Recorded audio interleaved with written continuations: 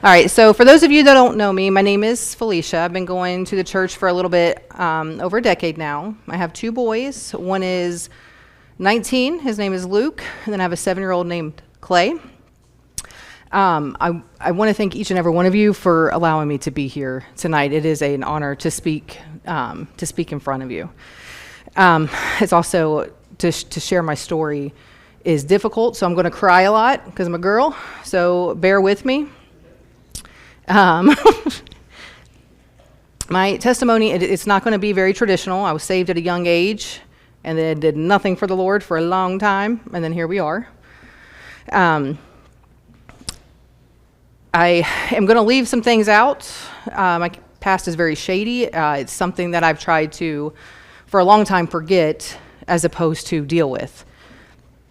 I got saved when I was 9.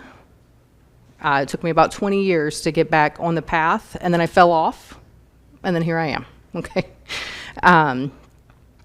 My testament is also, it's a testament to this church and the people in it. It's not me trying to advertise or blow it up, but it's my story.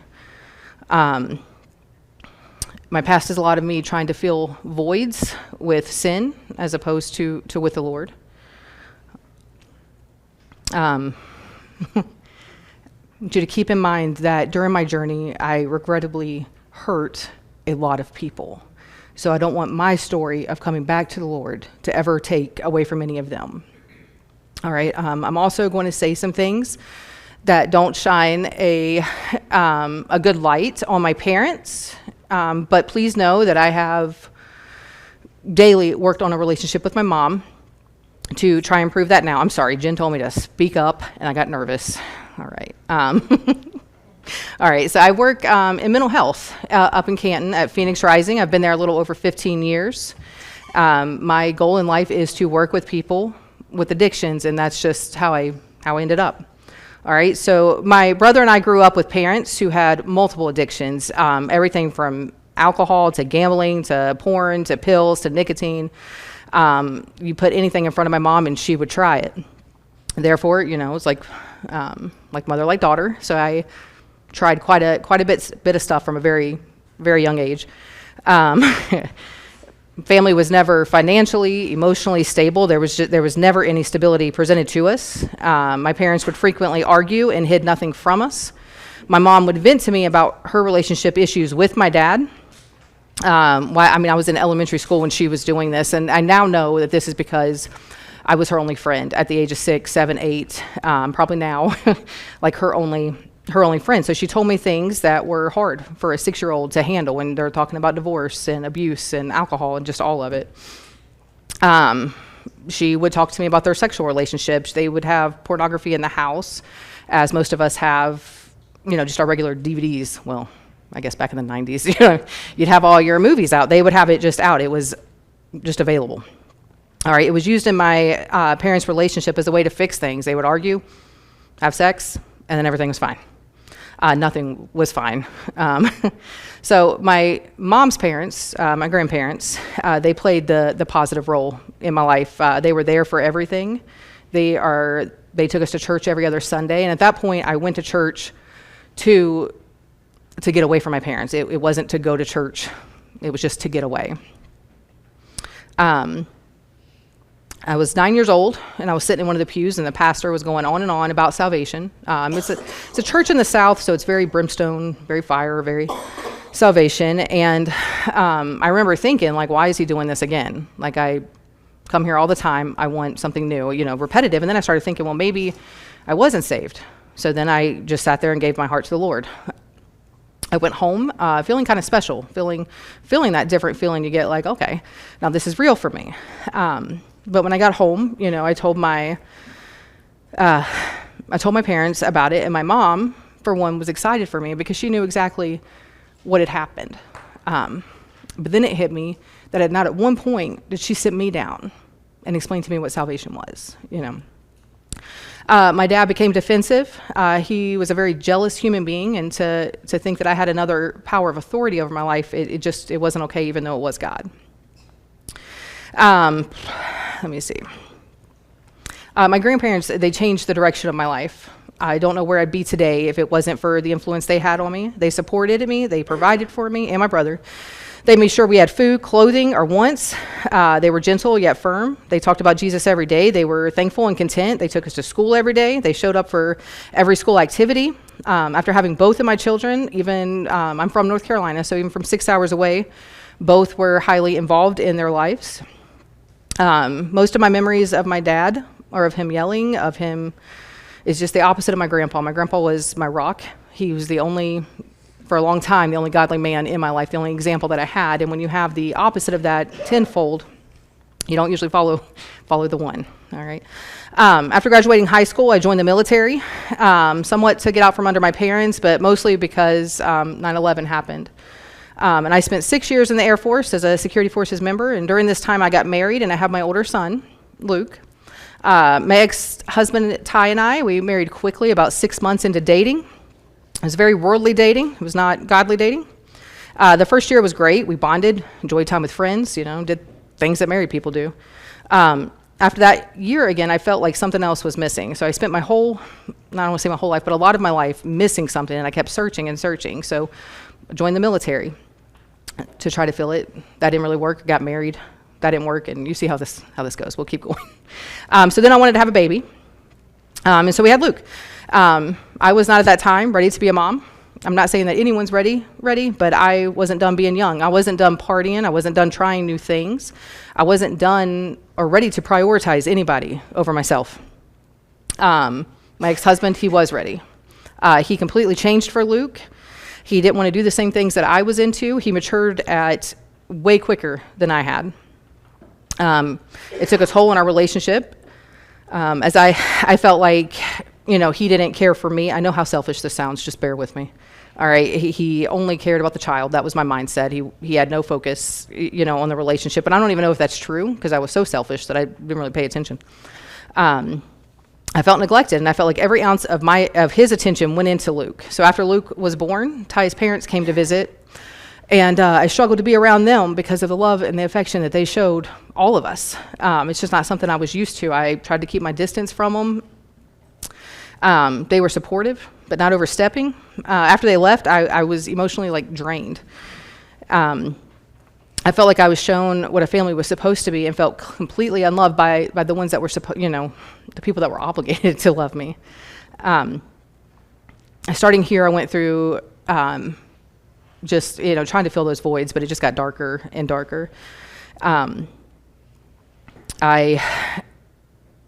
put my value in the hands of other humans, other people just like myself, other people that were struggling, with whatever it was, but they held my value because I allowed that. I looked to men to love me, to fix me, to fill in that gap. I ruined my marriage by stepping out. I was physically present for Luke, but I wasn't emotionally or mentally prepared to be there. I barely spoke to my parents, which made that relationship worse, not only because we were barely speaking, because they didn't seem to care. They didn't seem to notice that it was less and less. About 2 years later, Ty and I divorced. Ty stayed out in Wyoming because I still had 2 years left in the service. When I separated the Air Force, Ty came back here because he's from Beach City, and I went to North Carolina. So we did a month-to-month custody thing because Luke wasn't in school yet. Being back home was good for me because I got to be back around my grandparents and kind of remember the goodness that I was shown in life. Went to church a little bit with them, got to hear my grandpa preaching, and I know some of y'all are probably struggling to hear me right now, and I'm so sorry, but you really couldn't have understood him. Okay, it's worse. So in 2012, I decided to move up to Ohio because Ty and I decided to put Luke into school here because his family was supportive. They were going to show up to the games. They were going to help when we were at work, and my family just wasn't going to. So we moved, and I moved in with my ex-in-laws for about a year. Learned a lot about kind of domesticated life living there and how, you clean on Saturday mornings, and it wasn't all about partying or staying up late or my wants or whatever. My parenting, it did grow during this time. I did become the mom that wanted to really be present for him and for him to look up to. I keep saying, I'm so sorry. I started teaching him and prioritizing him, and it worked. It was helpful, but it still was missing that piece. I was still searching for that void the whole time. All right. After finding steady income and a place to live, I began dating again. I met my ex-boyfriend, Chris, at work. I became very attached very quickly. Very worldly relationship at that time. We dated for about 2 years. I felt like he was my second chance to prove that I could be a dedicated wife. Now, when I say that, I didn't really know what a biblical wife is. So I wanted to be a faithful, worldly wife. But Chris had a deep depression, and I wasn't aware of it, so I didn't notice his suffering because I was still at this time selfish. The day he broke up with me, I felt like I was going back to those darker days. And I'm looking back now, I know that I was never out of them. I was just working hard to fill things.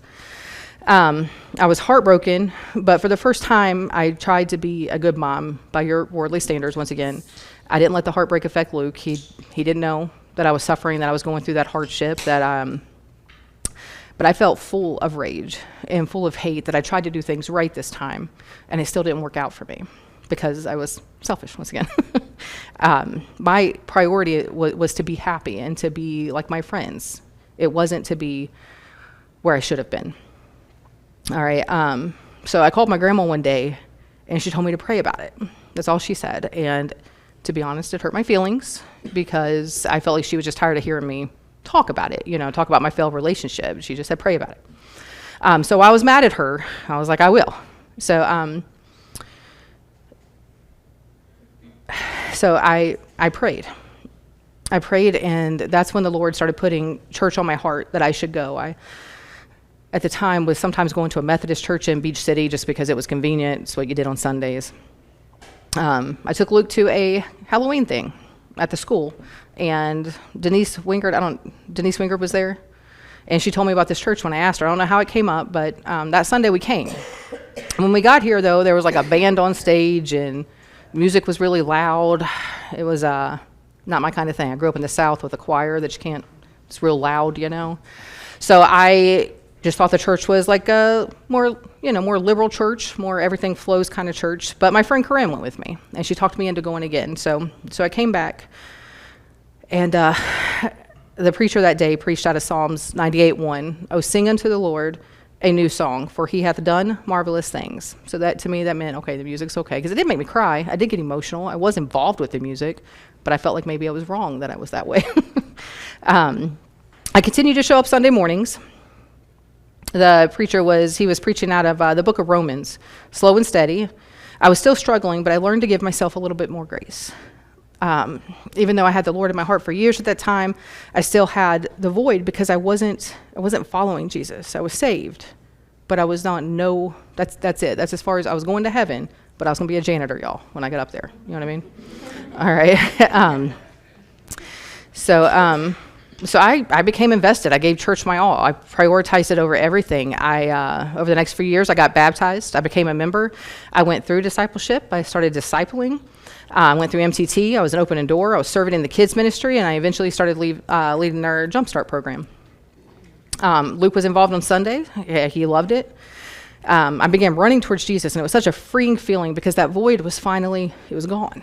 I felt loved. I felt whole. I felt like I was no longer looking for men to fill a void, which what a responsibility that I was putting on them and putting on the people in my life to fill this hole.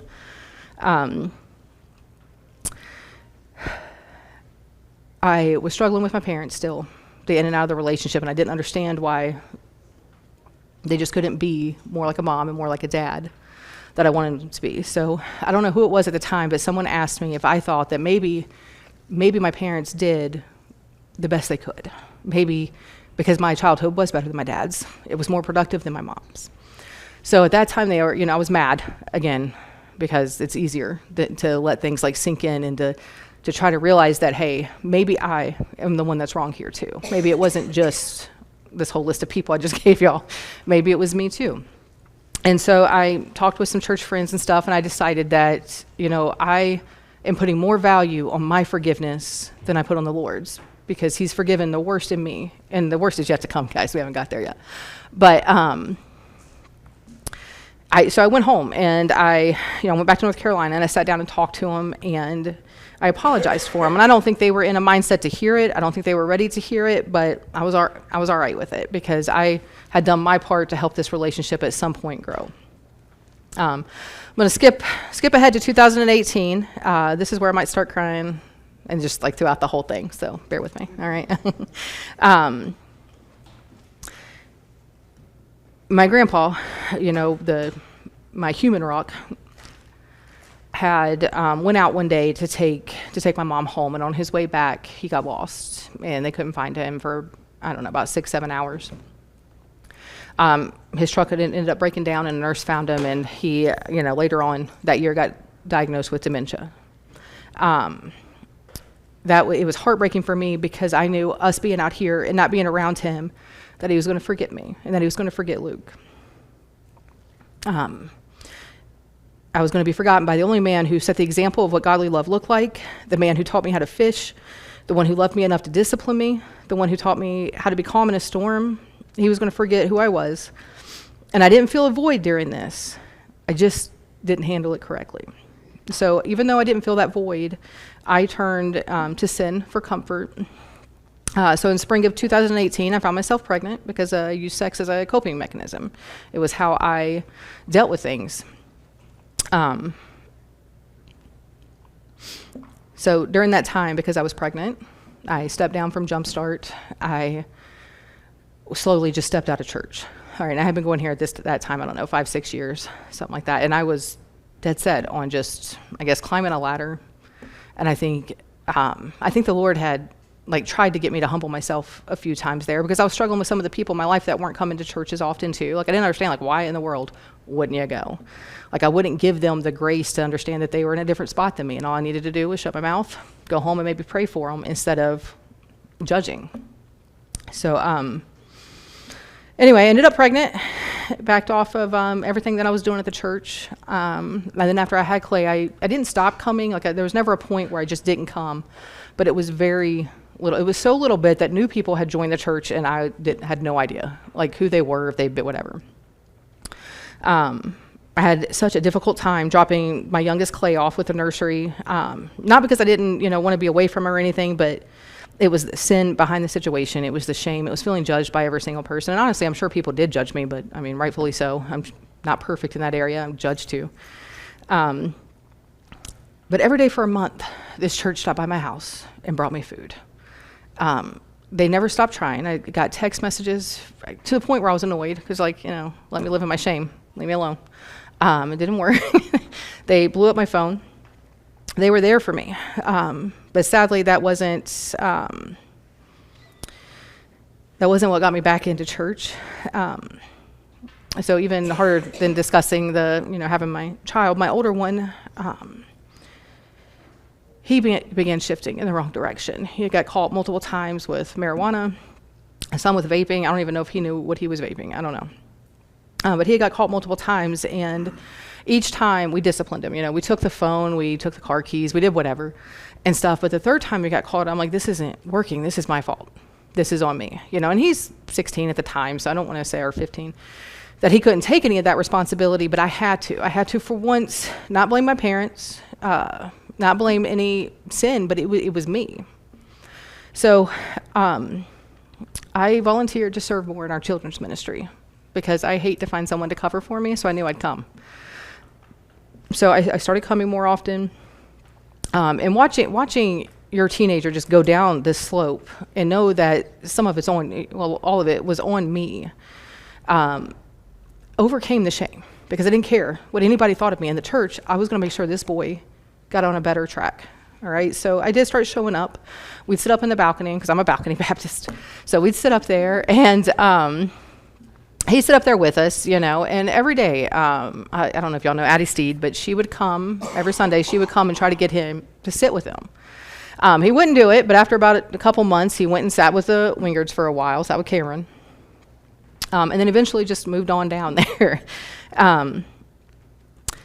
Watching him struggle, it got my attendance back. It knocked out the shame, and I hate that it took what it did, though. I hate that he had to suffer and go through some of his darkest times, and you know what, praise the Lord, that's his darkest times, I know that. But knowing that it was on me was hard. But it didn't take years. It took months. That's it. And he started sitting, with Ignite, with the teenagers and stuff. He started sitting down there. His friend group changed. His decisions changed. The way he spoke to me or his dad changed. It was about 5 or 6 years ago, but just because I showed up, that's all I did is I put the shame aside and I showed up. The church took over. There's people that I will be so thankful for, and I don't know if they'll ever know the way they've impacted me. He didn't necessarily need the punishment that we think that he needed. Not that he didn't need to be punished, he was doing wrong, but I needed these people that were supporting me through some of my darker times. I kept them from him. All right, so this went a lot faster than I thought it would. I didn't cry as much, so you're welcome. Okay. I do want to say, if you're struggling to show up, it's not the church. I'm not saying that we're not being judged when we walk in there sometimes, especially after I give this testimony, and then I know that there's people now that know my story that didn't know before. You know what I'm saying? That they know, and they may be, because it's hard to walk when you have that shame. But to put it simply, I don't care. I don't care, and it humbled me to the point where I can't remember the last time I thought that I was better than anybody, that my struggle was worse than somebody's or better than somebody's. So it was some hard times, but I am truly thankful for them.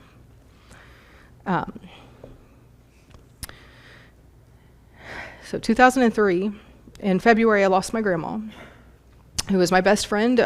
She was so proud of me for coming to church that when I had Clay, she didn't overlook it because she was real religious. So she loved Jesus, but she was also real religious, but she was still there. She was still supportive. My parenting is what it is. The good in it was because of them. But she passed away. She was 90, guys. She was tired, so I was selfish there too a little bit. When that happened, I wanted to cope right, but it was hurting.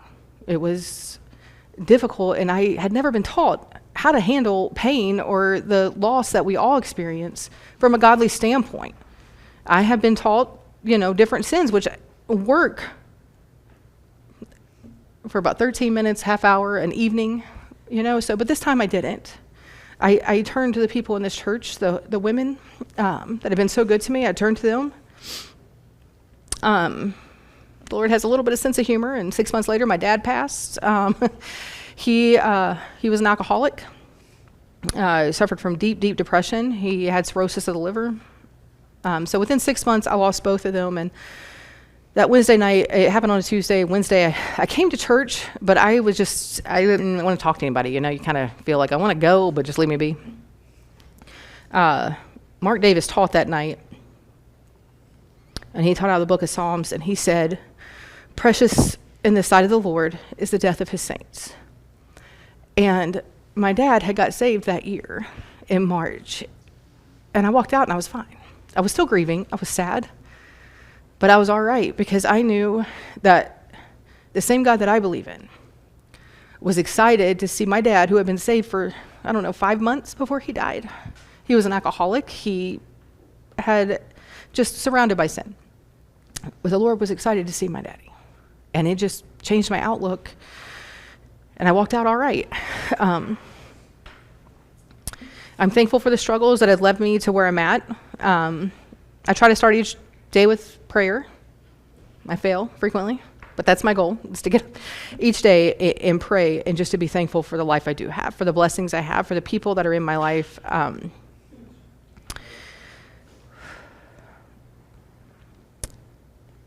The Lord has blessed me tremendously, no matter my life. My children were saved at young ages, and I can't ask for more than that, but I think that's something I didn't understand. I wanted more. I wanted the married life and the big house and the healthy kids, and I wanted to go to, be that soccer mom. You know what I'm talking about? That's what I wanted to do. And then I became that without the husband part. Awful, okay? I mean, it is a blessing, but I'm tired. So during the harder days, I go to Romans 8:38 and 39. "For I am persuaded that neither death nor life, nor angels, nor principalities, nor powers, nor things present, nor things to come, nor height, nor depth, nor any other creature shall be able to separate us from the love of God, which is in Christ Jesus our Lord. My past is my past, but my future is heaven. And I hope that no matter how much longer I have to live, that I will do better. I will do better.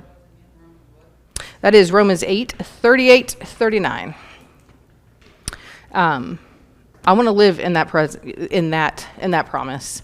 And I want to learn as much as I can about the Bible, and I want to pray all the time, and I want to work in the children's ministry, and I want to thrive. What I don't want to do is to let any sin that I've already committed stop me. All right, that's all I got.